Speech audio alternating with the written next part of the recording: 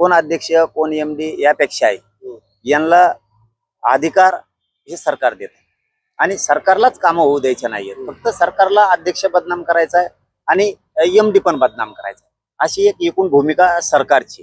हे डावपेच आपण ओळखले पाहिजे. अध्यक्षांनी महामंडळाच्या आणि चेअरमनने सुद्धा एक बदनाम करायचे. पण वाटोळं कोणच होतंय भरडतोय कोणतं मराठा समाज हे लक्षात ठेवा. मराठ्यांचे पोरं त्यांचे सिव्हिल खराब व्हायला लागले, हे कर्जबाजारी व्हायला लागले. याला मूळ कारण सरकार आहे. म्हणून सारथीपासून तर अण्णासाहेब पाटील विकास महामंडळापर्यंत आणि तिथपासून ते हैदराबादचा JR निघालाय ते कुणबी प्रमाणपत्र वाटप करण्यापर्यंत त्यांनी अंमलबजावणी केली, ठीक. पण कुणबी प्रमाणपत्र वाटप होत नाहीत. त्याबद्दल आता पोरं जूनमध्ये ऍडमिशन आहे पोरांचे मराठ्यांचे, मग त्यांचे कुणबी प्रमाणपत्र द्यायचे, व्हॅलिडिटी द्यायच्यात, हे सरकार जाणून बुजून देत नाही. सातारा संस्थांचं गॅजेटियर का निघत नाही?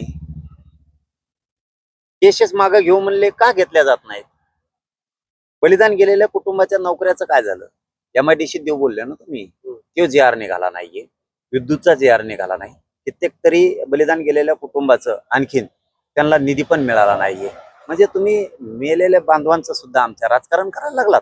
याला मुख्यमंत्री म्हणलं जातं का? याला मुख्यमंत्री म्हणणार का तुम्ही? म्हणूनच या सगळ्या विषयावर फायनल तुकडा एक घाव घालायचं ठरवलंय आणि या राज्यात खूप मोठं आंदोलन उभा राहणार आहे. त्याची तारीख आता आम्ही 16 मेला आंतरवालीत पत्रकार परिषद घेऊन तारीख फायनल करणार आहे.